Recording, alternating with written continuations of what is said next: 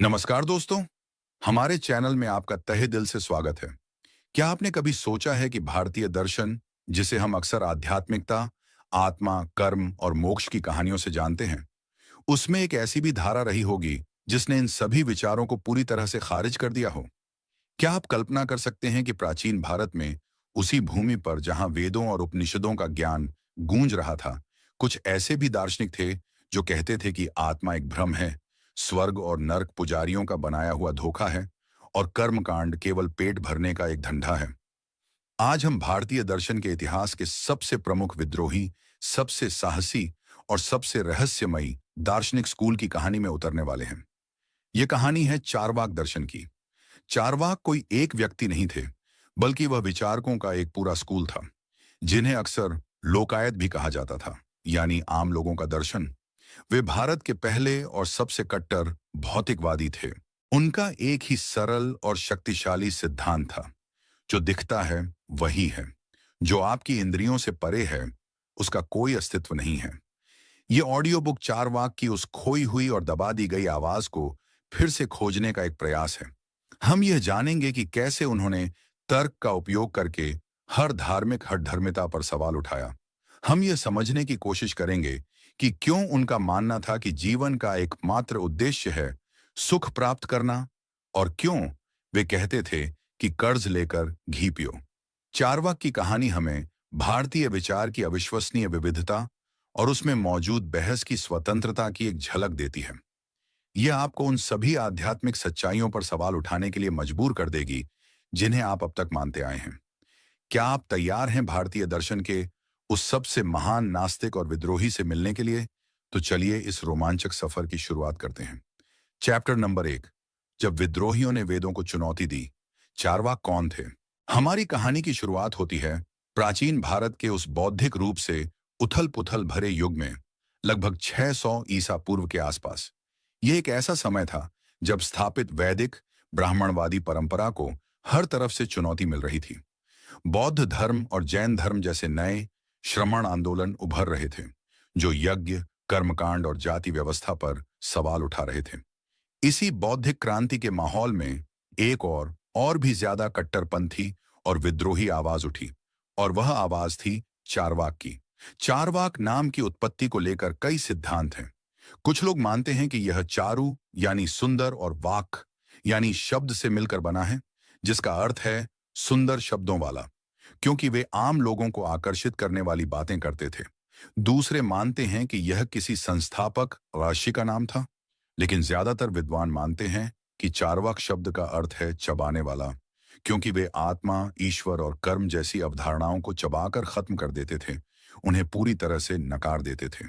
उन्हें लोकायत भी कहा जाता था, क्योंकि उनका दर्शन परलोक पर नहीं, बल्कि इसी लोक पर, यानी हमारी इस भौतिक दुनिया पर केंद्रित था।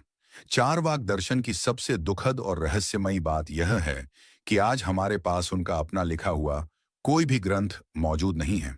उनकी पूरी फिलॉसफी, उनके सारे तर्क हमें केवल उनके दुश्मनों के लेखों से ही पता चलते हैं। उस समय के ब्राह्मण, बौद्ध और जैन दार्शनिक अपनी किताबों में पहले चारवाक के तर्क को, यानी जिसे पूर्व पक्ष कहते हैं, प्रस्तुत करते थे और फिर उसे गलत साबित करने के लिए अपने तर्क देते थे। कल्पना कीजिए कि आपको किसी व्यक्ति के बारे में सारी जानकारी केवल उसके सबसे प्रमुख आलोचकों और नफरत करने वालों से मिल रही हो। क्या यह संभव नहीं है कि उन्होंने चारवाक के विचारों को बदलकर उन्हें एक हास्यास्पद रूप में प्रस्तुत किया हो, ताकि वे आसानी से उसे गलत साबित कर सकें? यह पूरी तरह से संभव है। इसलिए जब हम चारवाक को अध्ययन करते हैं, तो हमें हमेशा यह याद रखना चाहिए कि हम उनकी एक धुंधली और शायद विकृत तस्वीर ही देख रहे हैं। हम एक ऐसे दर्शन को समझने की कोशिश कर रहे हैं जिसे इतिहास में जानबूझकर दबा दिया गया और भुला दिया गया।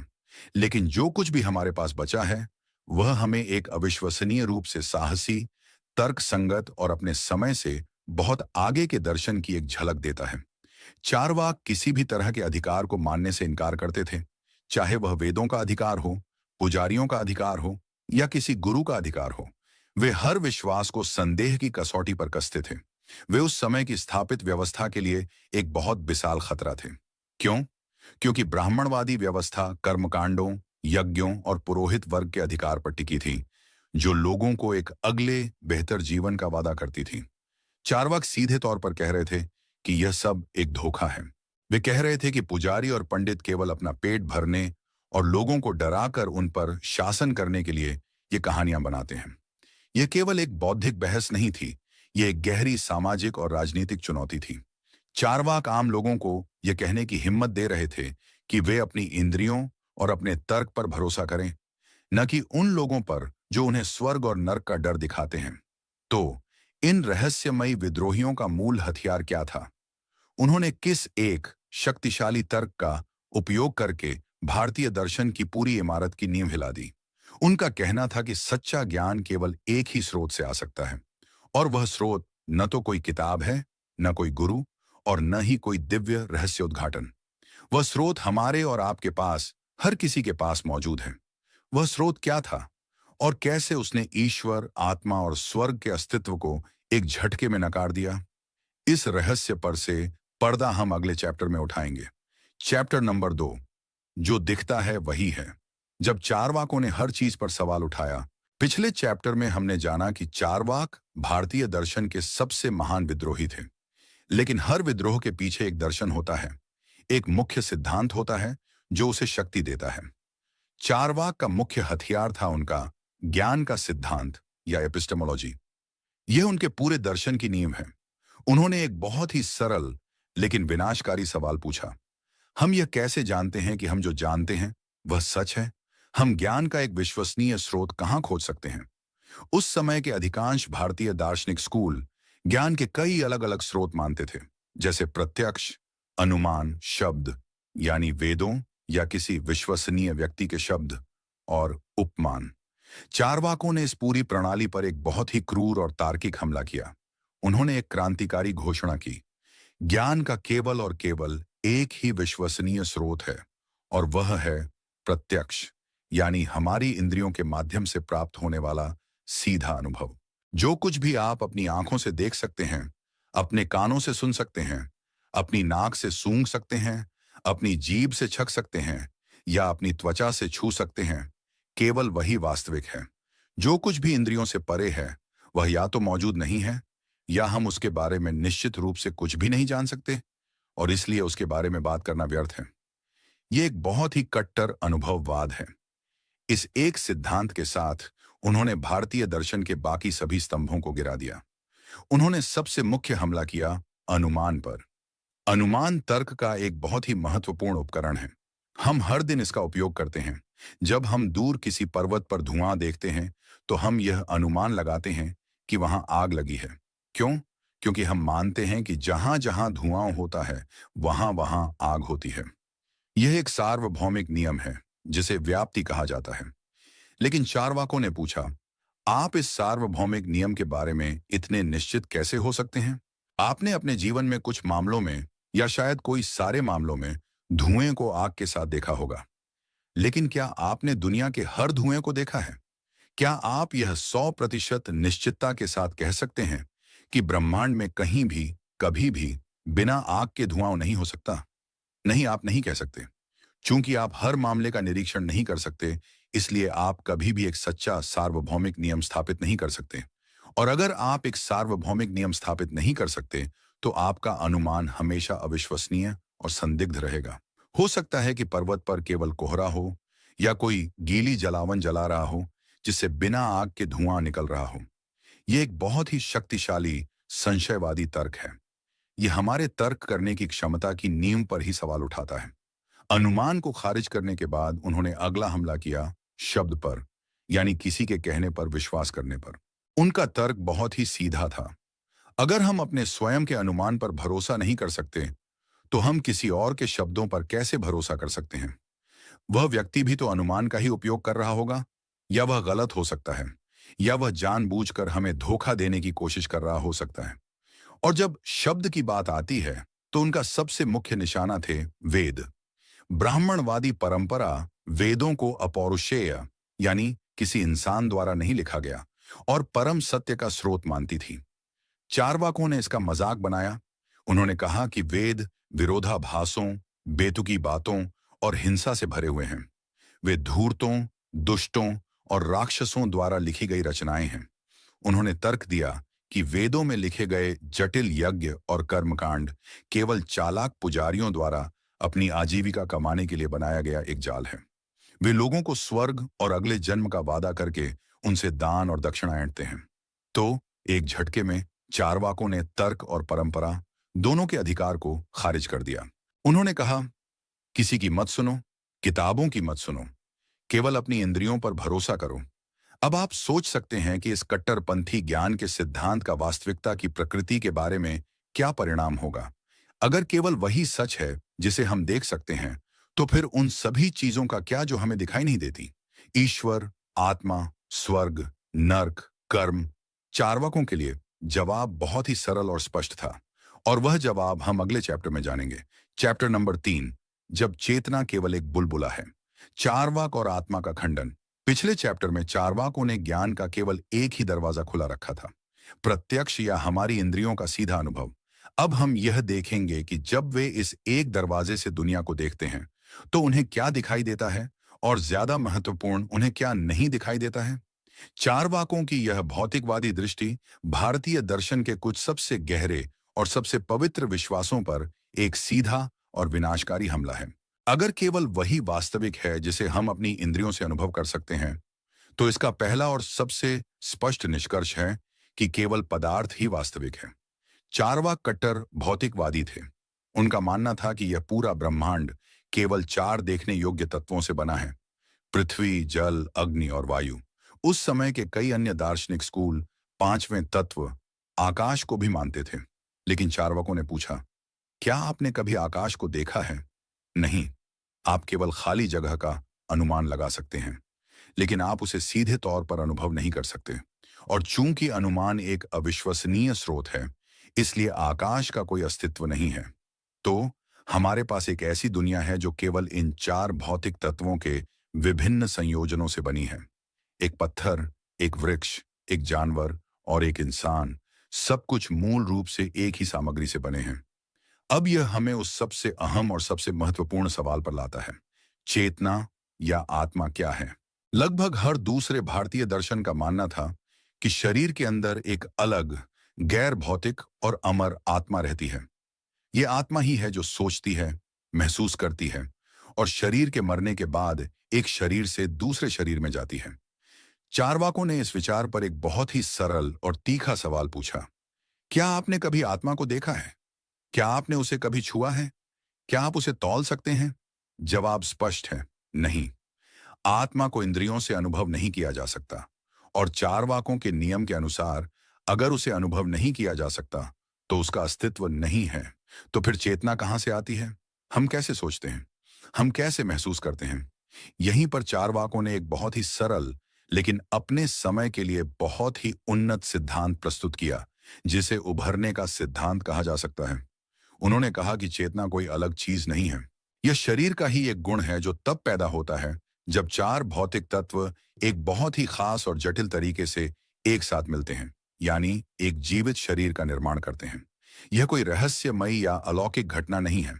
उन्होंने इसे समझाने के लिए एक बहुत ही सुंदर और प्रसिद्ध उदाहरण दिया। उन्होंने कहा, पान के पत्ते, सुपारी, कथा और चूना लीजिए। इनमें से किसी भी एक चीज में लाल रंग नहीं होता है, लेकिन जब आप इन सभी को एक साथ चबाते हैं, तो एक बिल्कुल नया गुण, लालिमा, पैदा हो जाता है। ये लालिमा कहां से आई? ये कहीं बाहर से नहीं आई। ये उन्हीं अवयवों के संयोजन से उभरी है। एक और उदाहरण उन्होंने शराब का दिया। जिनसे शराब बनती है, उनमें अपने आप में नशा करने का गुण नहीं होता है, लेकिन जब वे एक खास प्रक्रिया से गुजरते हैं और एक साथ मिलते हैं, तो उनमें नशा करने की एक नई शक्ति पैदा हो जाती है। चारवाकों ने कहा कि चेतना भी ठीक इसी तरह है। पृथ्वी, जल, अग्नि और वायु के परमाणुओं में अपने आप में चेतना नहीं होती है, लेकिन जब वे एक जीवित शरीर के रूप में संगठित होते हैं, तो उनसे चेतना नामक एक नया गुण उभर आता है। ठीक वैसे ही जैसे किण्वित सामग्री से नशा उभरता है, चेतना शरीर का एक उप उत्पाद है। इस दृष्टिकोण के परिणाम बहुत ही गहरे और कट्टरपंथी हैं। अगर चेतना शरीर से ही पैदा होती है, तो इसका मतलब है कि वह शरीर के साथ ही मर भी जाती है। जब शरीर जलकर राख हो जाता है, तो चेतना भी हवा में विलीन हो जाती है। भस्मीभूतस्य देहस्य पुनरागमनम कुतः। एक बार जब शरीर राख हो गया तो वह वापस कैसे आ सकता है? इसका मतलब है कि पुनर्जन्म या पुनर्जन्म जैसी कोई चीज नहीं है। कर्म का कोई नियम नहीं है जो आपके कर्मों को एक जीवन से दूसरे जीवन में ले जाता है। और अगर कोई आत्मा नहीं है, कोई पुनर्जन्म नहीं है, तो फिर स्वर्ग और नर्क का भी कोई अस्तित्व नहीं है। चारवाकों के लिए ये सभी अवधारणाएं, आत्मा, कर्म, पुनर्जन्म, स्वर्ग, नर्क, केवल चालाक पुजारियों द्वारा आम लोगों को डराने और उन्हें नियंत्रित करने के लिए बनाई गई कहानियां हैं। वे आपको अगले जीवन में सुख का वादा करते हैं ताकि वे इस जीवन में आपसे दान और यज्ञ करवा सकें। तो चारवाकों ने एक ही झटके में पूरे आध्यात्मिक ब्रह्मांड को ध्वस्त कर दिया। उन्होंने हमें एक ऐसी दुनिया के साथ रहने दिया है जिसमें केवल पदार्थ है, केवल यह एक जीवन है और मृत्यु ही अंतिम अंत है। यह एक बहुत ही डरावनी और शायद निराशाजनक तस्वीर लग सकती है। अगर कोई ईश्वर नहीं है, कोई आत्मा नहीं है और कोई अगला जीवन नहीं है, तो फिर जीवन का क्या अर्थ है? हमें कैसे जीना चाहिए? हमारी नैतिकता का आधार क्या होना चाहिए? क्या इसका मतलब यह है कि हम जो चाहें वह कर सकते हैं? इन्हीं सवालों का चार्वाकों ने बहुत ही सीधा, क्षमा प्रार्थी और प्रसिद्ध रूप से विवादास्पद जवाब दिया। और वह जवाब हम अगले चैप्टर में जानेंगे। चैप्टर नंबर 4, कर्ज लेकर घी पियो। चारवाक का जीवन जीने का दर्शन। अब तक चारवाकों ने हमारे पैरों के नीचे से हर आध्यात्मिक और धार्मिक जमीन खींच ली है। कोई ईश्वर नहीं है, कोई आत्मा नहीं है, कोई कर्म नहीं है और कोई अगला जीवन नहीं है। मृत्यु ही अंतिम अंत है। इस नंगी और कठोर वास्तविकता के सामने एक सवाल उठता है, तो फिर क्या? हमें यह एक और एकमात्र जीवन कैसे जीना चाहिए? हमारा अंतिम लक्ष्य क्या होना चाहिए?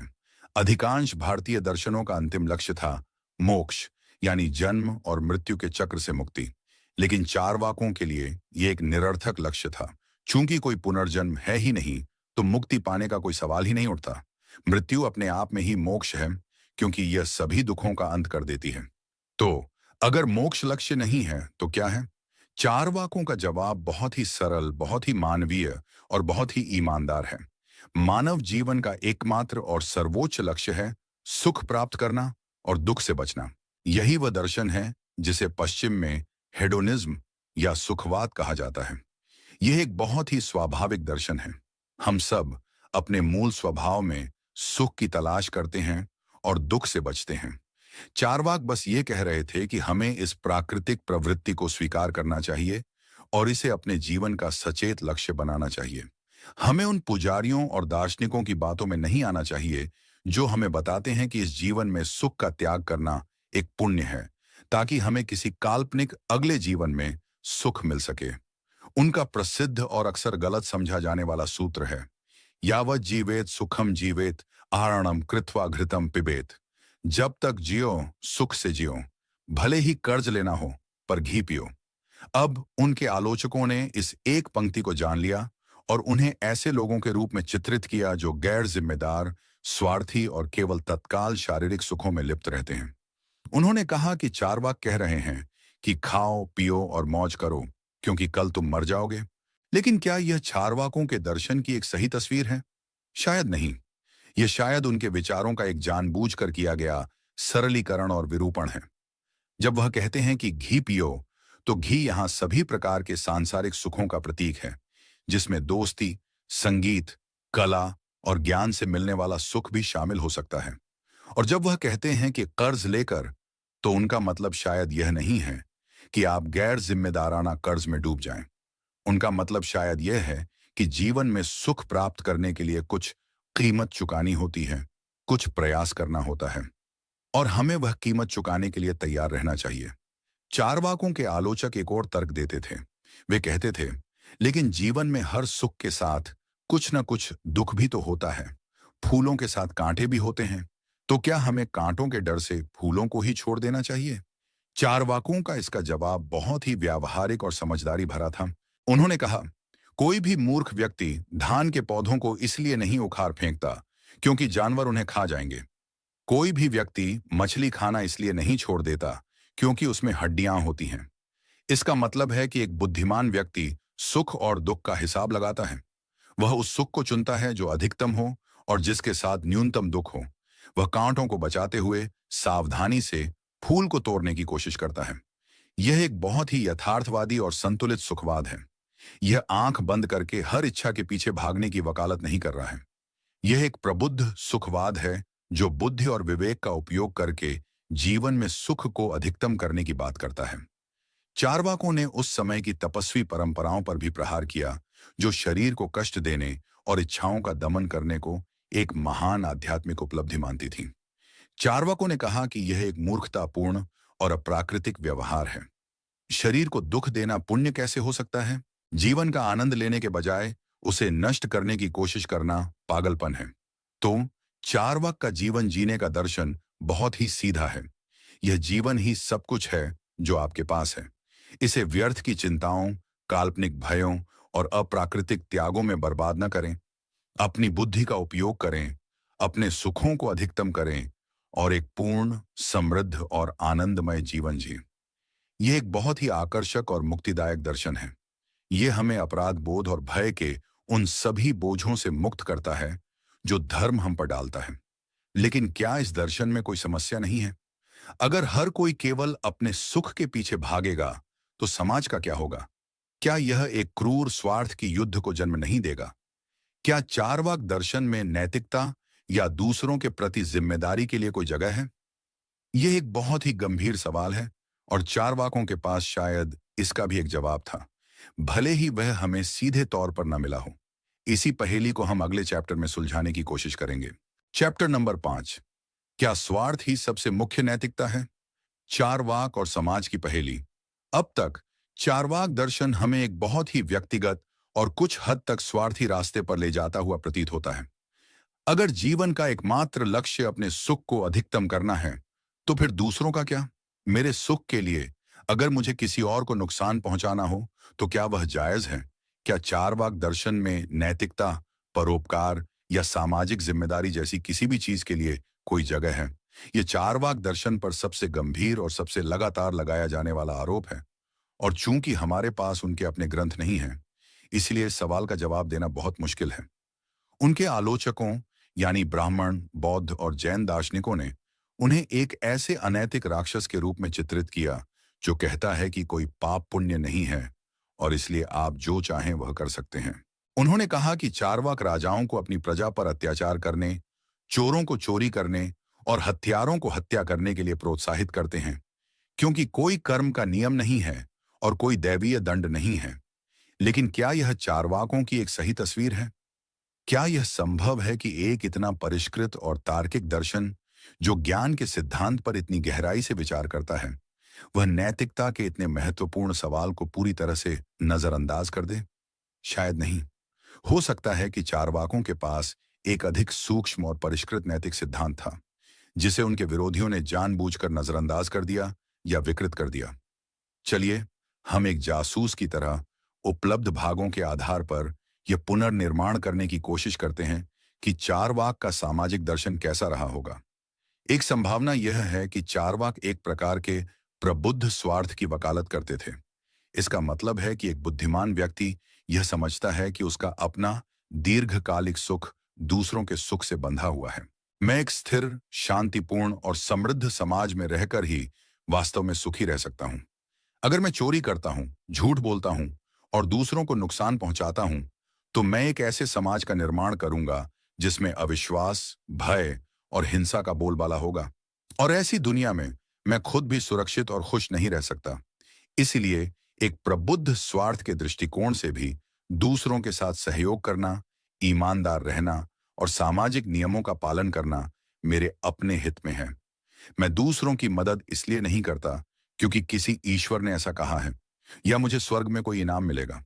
मैं ऐसा इसलिए करता हूं क्योंकि एक सहकारी और दयालु समाज बनाना अंततः मेरे अपने सुख को अधिकतम करने का सबसे अच्छा तरीका है। इस दृष्टिकोण में नैतिकता का आधार कोई दिव्य आदेश नहीं, बल्कि एक व्यावहारिक सामाजिक अनुबंध है। चारवाकों के बारे में जो कुछ भी हम जानते हैं, उससे यह व्याख्या काफी हद तक मेल खाती है। वे तर्क और बुद्धि पर बहुत जोर देते थे और यह बहुत ही तर्क संगत निष्कर्ष है कि सामाजिक सद्भाव व्यक्तिगत सुख के लिए आवश्यक है। एक और संकेत हमें काम सूत्र जैसे ग्रंथों से मिलता है, जो चारवाक या लोकायत दर्शन से प्रभावित माने जाते हैं। काम सूत्र सुख यानी विशेषकर यौन सुख को जीवन का एक महत्वपूर्ण लक्ष्य मानता है, लेकिन वह इसे धर्म यानी सामाजिक कर्तव्य और अर्थ यानी धन और सुरक्षा के साथ संतुलित करने की भी बात करता है। यह एक बहुत ही संतुलित और परिष्कृत सुखवाद है जो मानता है कि सच्चा सुख एक जिम्मेदार और सामाजिक रूप से एकीकृत जीवन जीने से ही मिलता है। इसके अलावा चार्वाकों को लोकायत भी कहा जाता था, यानी आम लोगों का दर्शन। संभव है कि वे उस पुरोहित वर्ग के खिलाफ थे जो आम लोगों का शोषण करता था। वे शायद एक अधिक समतावादी और न्यायपूर्ण समाज की वकालत करते थे, जहां हर किसी को सुख प्राप्त करने का समान अवसर मिले। तो यह बहुत ही असंभावित लगता है कि चार्वाक पूरी तरह से अनैतिक थे। यह अधिक संभावित है कि उनकी नैतिकता किसी अलौकिक शक्ति पर नहीं, बल्कि मानव तर्क, सामाजिक व्यावहारिकता और इस एक और एकमात्र जीवन को सभी के लिए बेहतर बनाने की इच्छा पर आधारित थी। लेकिन हम निश्चित रूप से कभी नहीं जान पाएंगे, और यह भारतीय दर्शन की सबसे मुख्य त्रासदियों में से एक है। एक पूरी की पूरी बौद्धिक परंपरा जो शायद हमें नैतिकता और समाज के बारे में सोचने का एक पूरी तरह से अलग धर्मनिरपेक्ष तरीका दे सकती थी, वह लगभग पूरी तरह से इतिहास में खो गई है। लेकिन जो कुछ भी बचा है वह हमें एक बहुत ही शक्तिशाली सवाल के साथ छोड़ जाता है। क्या हमें नैतिकता के लिए ईश्वर की आवश्यकता है, या क्या हम इंसान केवल अपने तर्क और अपनी सहानुभूति का उपयोग करके एक अच्छी और न्यायपूर्ण दुनिया बना सकते हैं? यह एक ऐसा सवाल है जिससे आज भी दुनिया जूझ रही है। चार्वाकों ने अपने समय की हर स्थापित शक्ति को चुनौती दी, लेकिन इतिहास में अक्सर ऐसा होता है कि जो लोग सत्ता को चुनौती देते हैं, सत्ता उन्हें चुप करा देती है। चार्वाक दर्शन का अंत कैसे हुआ?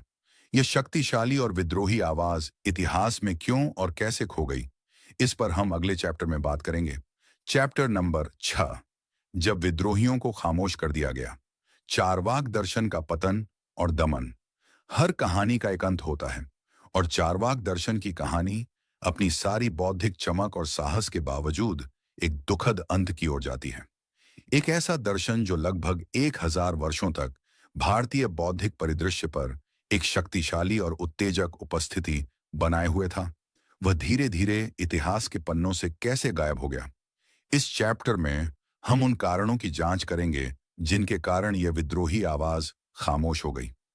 चार्वाक दर्शन के पतन का कोई एक सरल कारण नहीं है। यह कई कारकों का एक संयोजन था, जिसमें दार्शनिक, सामाजिक और राजनीतिक सभी कारण शामिल थे।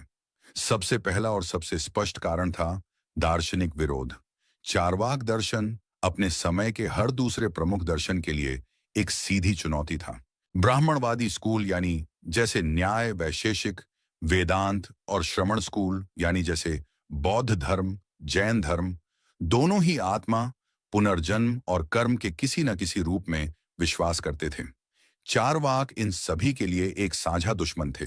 इसलिए इन सभी स्कूलों के महानतम दिमागों ने चार्वाक के तर्कों का खंडन करने में अपनी पूरी बौद्धिक ऊर्जा लगा दी। उन्होंने चार्वाक के ज्ञान के सिद्धांत यानी प्रत्यक्ष ही प्रमाण है की कमजोरियों को उजागर किया और उनकी नैतिकता को एक खतरनाक और स्वार्थी सिद्धांत के रूप में चित्रित किया। चूंकि इन अन्य स्कूलों के पास एक मजबूत मठवासी और संस्थागत समर्थन था, इसलिए वे अपने ग्रंथों को संरक्षित करने और अपनी शिक्षाओं को फैलाने में सफल रहे, जबकि चार्वाक के पास ऐसा कोई संगठित ढांचा नहीं था। दूसरा और शायद ज्यादा महत्वपूर्ण कारण था सामाजिक और राजनीतिक दमन। चार्वाक दर्शन केवल एक अकादमिक बहस नहीं था, यह स्थापित सामाजिक और राजनीतिक व्यवस्था के लिए एक बहुत प्रमुख खतरा था। सोचिए, ब्राह्मणवादी समाज वर्ण व्यवस्था और पुजारियों के अधिकार पर आधारित था। यह पूरी प्रणाली कर्म और पुनर्जन्म के सिद्धांत पर टिकी थी।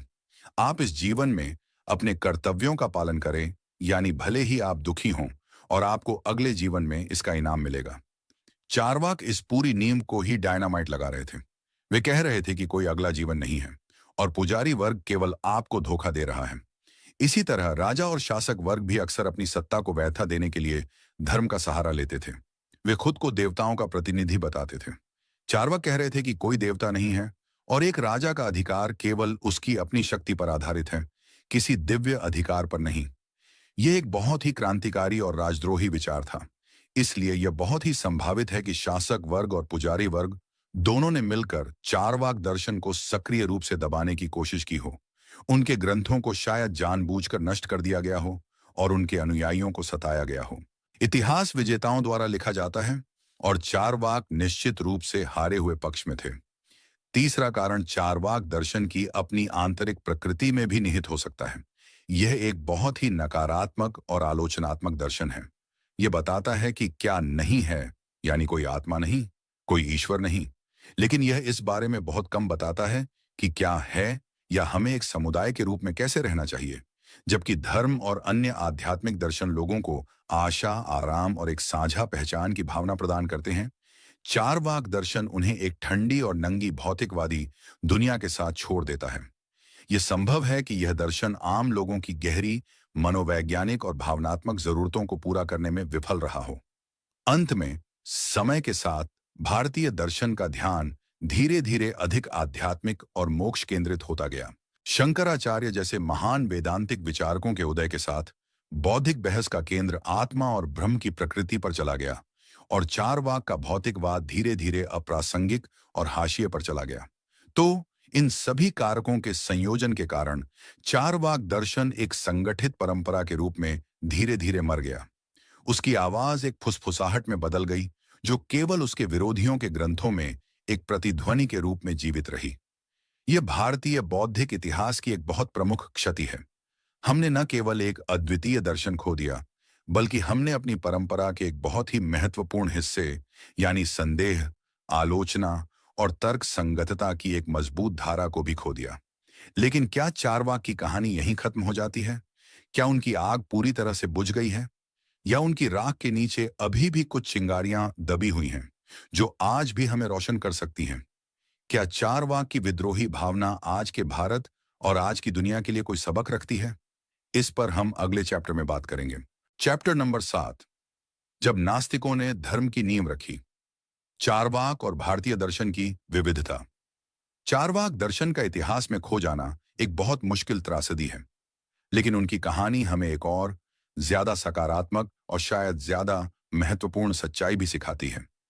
यह हमें भारतीय दर्शन की अविश्वसनीय विविधता और उसकी बहस की संस्कृति के बारे में बताती है। हम अक्सर भारतीय दर्शन को एक अखंड, पूरी तरह से आध्यात्मिक परंपरा के रूप में देखते हैं, लेकिन चारवाकों का अस्तित्व ही इस सरल तस्वीर को खंडित कर देता है। यह हमें दिखाता है कि प्राचीन भारत में एक भी आधिकारिक सत्य नहीं था। यह विचारों का एक जीवंत, शोरगुल वाला और अक्सर विरोधाभासी बाजार था, जहां हर किसी को अपनी बात कहने की आजादी थी। सोचकर देखिए, एक ऐसी संस्कृति में जो वेदों को परम पवित्र मानती थी, चारवाक खुले तौर पर उन्हें धूर्तों की रचना कह सकते थे और फिर भी एक दार्शनिक स्कूल के रूप में सदियों तक जीवित रह सकते थे। एक ऐसे समाज में जो आत्मा और पुनर्जन्म के विचार में गहराई से विश्वास करता था, चारवाक यह घोषणा कर सकते थे कि मृत्यु ही अंतिम अंत है। यह प्राचीन भारत में मौजूद बौद्धिक स्वतंत्रता और सहिष्णुता का एक जबरदस्त प्रमाण है। चारवाकों की भूमिका केवल विरोध करने की ही नहीं थी, वे एक बहुत ही महत्वपूर्ण बौद्धिक कार्य भी कर रहे थे। वे एक तरह के वकील शैतान थे, जो हर स्थापित विश्वास पर सबसे कठिन और सबसे असहज करने वाले सवाल पूछते थे, और ऐसा करके उन्होंने दूसरे दार्शनिक स्कूलों को और भी ज्यादा मजबूत और परिष्कृत होने के लिए मजबूर कर दिया। जब चारवाकों ने अनुमान को एक अविश्वसनीय ज्ञान स्रोत के रूप में चुनौती दी, तो न्याय स्कूल के दार्शनिकों को अपने तर्क के सिद्धांतों को और भी ज्यादा सटीक और कठोर बनाना हुआ। उन्हें यह साबित करना हुआ कि अनुमान का उपयोग करके भी निश्चित ज्ञान तक कैसे पहुंचा जा सकता है। जब चारवाकों ने कहा कि आत्मा का कोई अस्तित्व नहीं है क्योंकि वह दिखाई नहीं देती, तो वेदांत के दार्शनिकों को यह समझाने के लिए और भी गहरे तर्क बनाने हों कि आत्मा का अनुभव इंद्रियों से नहीं, बल्कि एक उच्च आत्म साक्षात्कार के माध्यम से होता है। इस अर्थ में चारवाक भारतीय दर्शन के अदृश्य वास्तुकार थे। उन्होंने दूसरों की इमारतों को चुनौती देकर उन्हें अपनी नींव को और भी गहरा और मजबूत बनाने के लिए मजबूर किया। वे उस घर्षण की तरह थे जो आग पैदा करने के लिए आवश्यक है। बिना एक मजबूत विपक्ष के कोई भी विचार आलसी और हठधर्मी हो जाता है। चारवाकों ने भारतीय दर्शन को आलसी होने से बचाया। यह हमें आज की दुनिया के लिए एक बहुत ही महत्वपूर्ण सबक सिखाता है। हम अक्सर उन लोगों से डरते हैं या नफरत करते हैं जो हमारे सबसे गहरे विश्वासों पर सवाल उठाते हैं। हम उन्हें देशद्रोही या धर्म विरोधी कहते हैं। लेकिन चारवाकों की कहानी हमें याद दिलाती है कि असहमति और आलोचना एक स्वस्थ समाज और एक स्वस्थ बौद्धिक संस्कृति के लिए कितनी आवश्यक है। जो लोग हम पर सबसे कठिन सवाल पूछते हैं, वे अक्सर हमारे सबसे प्रमुख दुश्मन नहीं, बल्कि हमारे सबसे अच्छे शिक्षक होते हैं। इसके अलावा चारवाकों का अस्तित्व हमें यह भी याद दिलाता है कि भारत में धर्मनिरपेक्षता और तर्क संगतता की परंपरा कोई पश्चिमी आयात नहीं है। इसकी मूल्य हमारी अपनी मिट्टी में, हमारी अपनी दार्शनिक बहसों में बहुत गहरी हैं। चारवाक भारत के पहले वैज्ञानिक स्वभाव वाले विचारक थे। उन्होंने जो सवाल उठाए, सबूतों की मांग, अधिकार पर संदेह और इस दुनिया पर ध्यान केंद्रित करना, वे आज भी एक आधुनिक, वैज्ञानिक और लोकतांत्रिक समाज के लिए मौलिक हैं। तो हालांकि चारवाक दर्शन एक स्कूल के रूप में मर गया, लेकिन उसकी आत्मा यानी संदेह और सवाल पूछने की भावना भारतीय विचार में हमेशा एक भूमिगत धारा की तरह बहती रही है। कबीर जैसे मध्ययुगीन संत जो संगठित धर्म के पाखंड पर हमला करते थे, या ज्योतिबा फुले और अंबेडकर जैसे आधुनिक समाज सुधारक जो धार्मिक ग्रंथों पर आधारित सामाजिक असमानताओं को चुनौती देते थे, उन सब में हमें चारवाक की विद्रोही भावना की एक झलक दिखाई देती है। लेकिन अब हम एक और दिलचस्प सवाल पर आते हैं। चारवाक भारत में अकेले नहीं थे जो भौतिकवादी विचार रख रहे थे। दुनिया के दूसरे हिस्सों में भी, खासकर प्राचीन ग्रीस में, ऐसे ही दार्शनिक थे। क्या इन दो दुनियाओं के बीच कोई संबंध था? और चारवाक का दर्शन आधुनिक विज्ञान और आधुनिक नास्तिकता से कैसे मिलता है? इस पर हम अगले चैप्टर में बात करेंगे। चैप्टर नंबर 8, दुनिया भर में विद्रोह की आवाज। चारवाक और अन्य भौतिकवादी। चारवाक की कहानी हमें यह सोचने पर मजबूर कर सकती है कि वे इतिहास में एक बिल्कुल अनूठी और अलग-थलग घटना थे। लेकिन सच्चाई यह है कि उनकी विद्रोही, भौतिकवादी और सुखवादी आवाज दुनिया भर की अन्य संस्कृतियों में भी गूंज रही थी, खासकर प्राचीन ग्रीस में। यह देखना आकर्षक है कि कैसे अलग-अलग समाजों में इंसान जब वे स्वतंत्र रूप से सोचना शुरू करते हैं, तो अक्सर समान निष्कर्षों पर पहुंचते हैं। लगभग उसी समय जब चारवाक भारत में वेदों को चुनौती दे रहे थे, प्राचीन ग्रीस में भी कुछ दार्शनिक थे जो देवताओं और आत्मा के पारंपरिक विचारों पर सवाल उठा रहे थे। इनमें सबसे प्रसिद्ध थे एपिक्यूरियन और सिरेनिक्स। सिरेनिक्स, जिनका नेतृत्व एरिस्टिपस ने किया था, वे कट्टर सुखवादी थे, ठीक चारवाकों की तरह। मानना था कि जीवन का एकमात्र लक्ष्य है तत्काल शारीरिक सुख को अधिकतम करना। वे भविष्य की चिंता करने या अतीत पर पछतावा करने में विश्वास नहीं करते थे। एपिक्यूरियन, जिनका नेतृत्व एपिकुरस ने किया था, उनका सुखवाद कुछ अधिक परिष्कृत था, जो चारवाकों के प्रबुद्ध सुखवाद के बहुत करीब लगता है। एपिकुरस का मानना था कि उच्चतम सुख जंगली, शारीरिक सुखों में नहीं, बल्कि अटाराक्सिया में पाया जाता है, जो कि मानसिक शांति, भय से मुक्ति और शारीरिक दर्द से मुक्ति की स्थिति है। उन्होंने सिखाया कि हमें सरल सुखों का आनंद लेना चाहिए और अपनी इच्छाओं को सीमित रखना चाहिए ताकि हम निराश न हों। चारवाकों की तरह एपिक्यूरियन भी कट्टर भौतिकवादी थे। उनका मानना था कि दुनिया परमाणुओं से बनी है और आत्मा भी भौतिक परमाणुओं का ही एक संयोजन है जो मृत्यु के साथ बिखर जाती है। इसलिए उन्होंने तर्क दिया कि हमें मृत्यु से नहीं डरना चाहिए, क्योंकि जब हम हैं तो मृत्यु नहीं है, और जब मृत्यु है तो हम नहीं हैं। यह समानताएं अद्भुत हैं। दोनों, चारवाक और एपिक्यूरियन, एक भौतिकवादी ब्रह्मांड, एक नश्वर आत्मा और सुख को जीवन के अंतिम लक्ष्य के रूप में देखते थे। दोनों ही संगठित धर्म और अंधविश्वास के आलोचक थे। यह दिखाता है कि कैसे तर्क और अनुभव पर आधारित एक दर्शन स्वाभाविक रूप से इन निष्कर्षों की ओर ले जा सकता है, चाहे आप गंगा के किनारे हों या एजियन सागर के। लेकिन एक महत्वपूर्ण अंतर भी है। ग्रीक भौतिकवाद, विशेष रूप से डेमोक्रिटस और एपिकुरस का परमाणु सिद्धांत, अंततः आधुनिक विज्ञान के विकास की एक महत्वपूर्ण चाबी बन गया, जबकि चारवाक का भौतिकवाद, जैसा कि हमने देखा, काफी हद तक इतिहास में खो गया। अब चलिए एक विशाल छलांग लगाते हैं और आधुनिक युग में आते हैं। 18वीं सदी के यूरोपीय ज्ञानोदय के दौरान, जब दार्शनिकों ने तर्क और विज्ञान की शक्ति को फिर से खोजा, तो भौतिकवादी और नास्तिक विचार फिर से प्रमुखता में आए। वोल्टेयर, डेविड ह्यूम और बैरन डी होलबैक जैसे विचारकों ने संगठित धर्म पर हमला किया और एक ऐसी नैतिकता की वकालत की जो तर्क और मानव कल्याण पर आधारित हो, न कि किसी दिव्य आदेश पर। 19वीं और 20वीं सदी में कार्ल मार्क्स, फ्रेडरिक नीत्शे और बर्ट्रैंड रसेल जैसे विचारकों ने इस परंपरा को और भी आगे ले गया। मार्क्स ने धर्म को जनता की अफीम कहा, एक ऐसा उपकरण जिसका उपयोग शासक वर्ग गरीबों को उनकी वास्तविक भौतिक दुख से विचलित करने के लिए करता है। तो हम देख सकते हैं कि चारवाक अकेले नहीं थे। वे दुनिया भर में फैली एक लंबी और सम्मानित विद्रोही परंपरा का हिस्सा हैं। एक ऐसी परंपरा जो अधिकार पर सवाल उठाती है, अलौकिक में विश्वास को चुनौती देती है और इस एक और एकमात्र दुनिया में मानव सुख और कल्याण पर ध्यान केंद्रित करने की मांग करती है। आज चारवाक की भावना आधुनिक धर्मनिरपेक्ष मानवतावादियों, तर्कवादियों और नास्तिकों के आंदोलनों में जीवित है।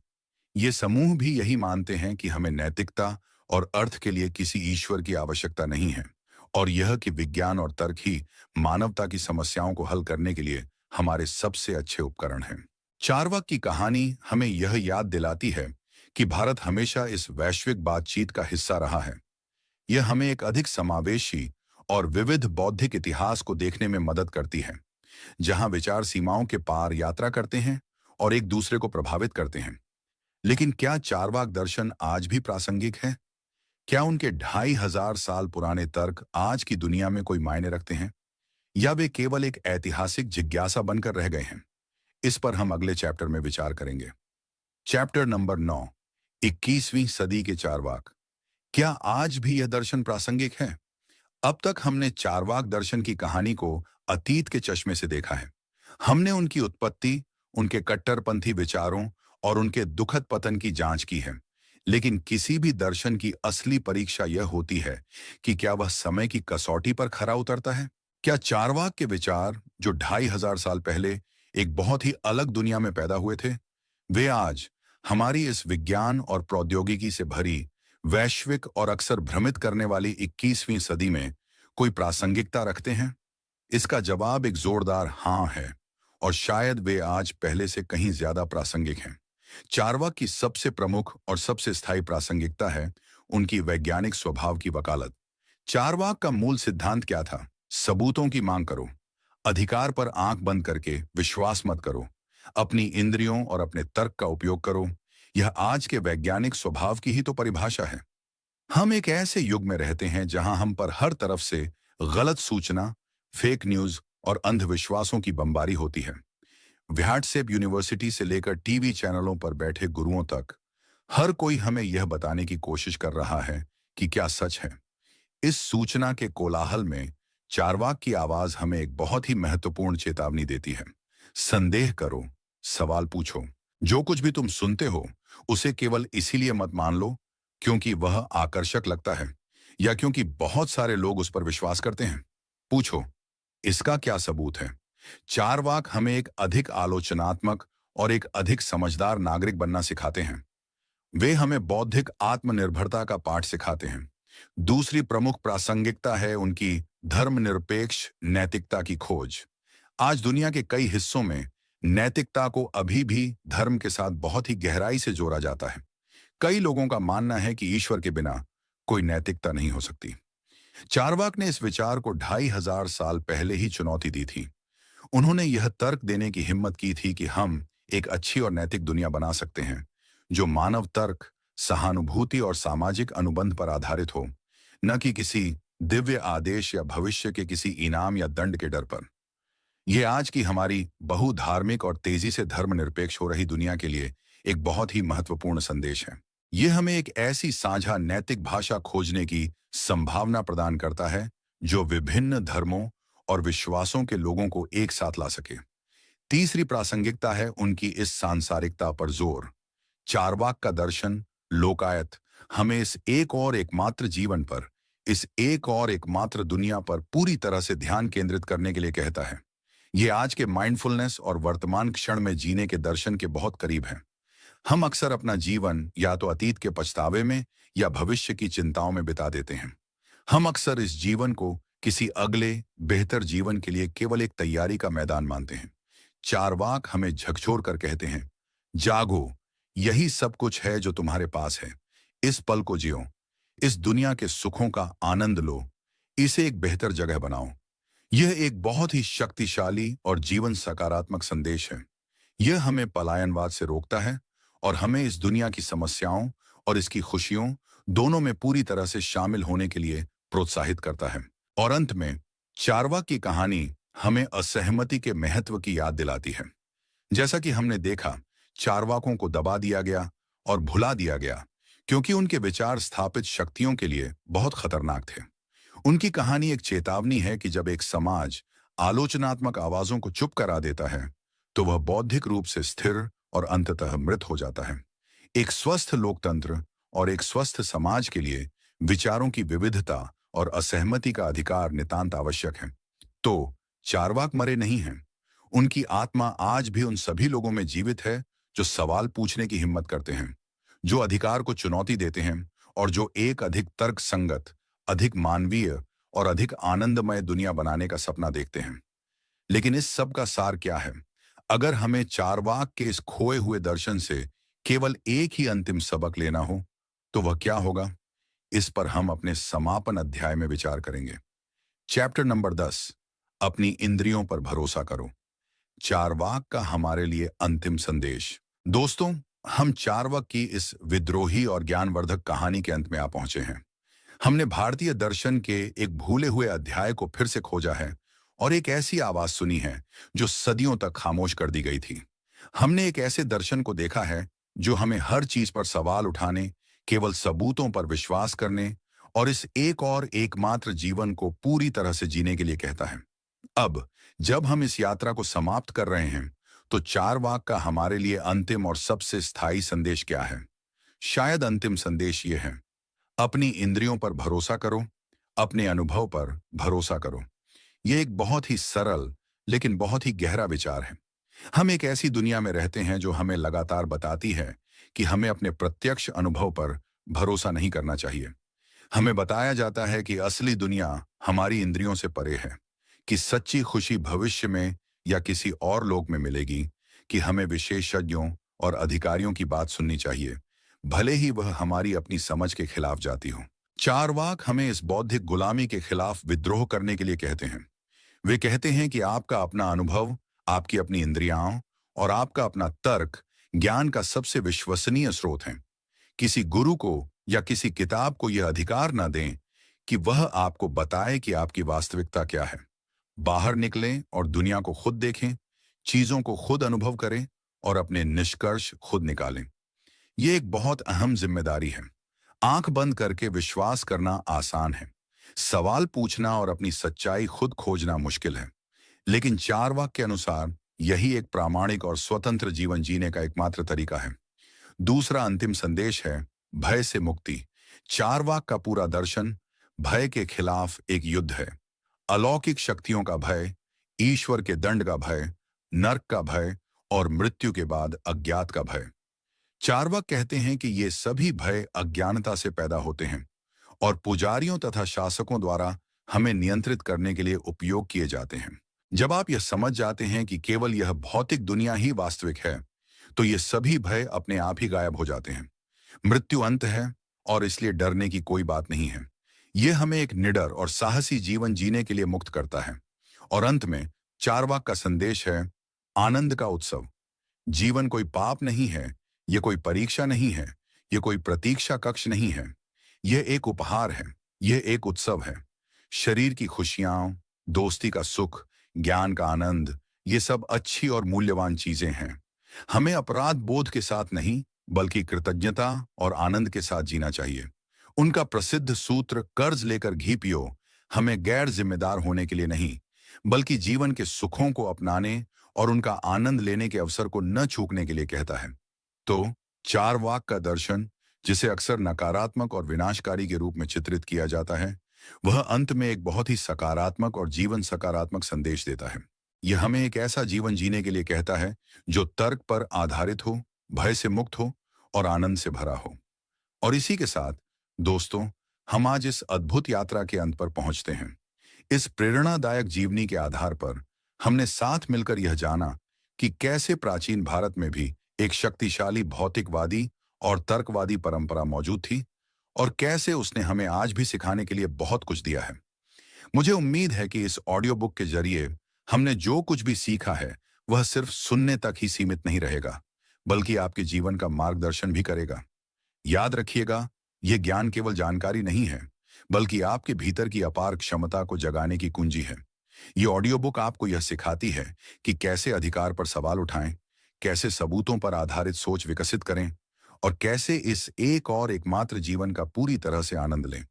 लेकिन सबसे महत्वपूर्ण, यह आपको यह भी सिखाती है कि आप कितने शक्तिशाली हैं और आपके अंदर अपनी सच्चाई खुद खोजने की कितनी क्षमता छिपी हुई है। अब जब आप इस ऑडियो बुक को सुनना समाप्त कर रहे हैं, तो मैं आपसे एक अनुरोध करना चाहता हूं। इन सिद्धांतों को याद रखें, इन पर विचार करें और इन्हें अपने दैनिक जीवन में लागू करने का प्रयास करें। और हमेशा याद रखें, आपके भीतर असीम शक्ति है और आप जो भी चाहें पा सकते हैं। आपके इस बहुमूल्य समय के लिए और इस यात्रा में मेरे साथ जुड़ने के लिए दिल से धन्यवाद। मैं उम्मीद करता हूं कि आपको यह ऑडियो बुक पसंद आई होगी और इसने आपको अपने मन की शक्ति और नियंत्रण के बारे में कुछ नया सीखने को मिला होगा। अगर आपको यह ऑडियो बुक पसंद आई तो इसे लाइक करें, अपने दोस्तों और परिवार के साथ साझा करना न भूलें, ताकि वे भी इस ज्ञान का लाभ उठा सकें। और हाँ, हमारे चैनल को सब्सक्राइब करना बिल्कुल ना भूलें, ताकि आपको ऐसी ही और प्रेरणादायक और ज्ञानवर्धक ऑडियो बुक्स मिलती रहें। और हाँ, अपनी प्रतिक्रिया हमें कमेंट में जरूर बताएं। आपके विचार और सुझाव हमारे लिए बहुत ही ज्यादा महत्वपूर्ण हैं और हमें भविष्य में और भी बेहतर ऑडियो बुक्स बनाने में मदद करेंगे। तो कृपया कमेंट सेक्शन में अपनी राय जरूर दें। हम जल्द ही एक और नई ऑडियो बुक के साथ वापस आएंगे। तब तक के लिए अपना ख्याल रखिए, सीखते रहिए और हमेशा अपने लक्ष्यों की ओर आगे बढ़ते रहिए। याद रखें, आपके सपने सच हो सकते हैं।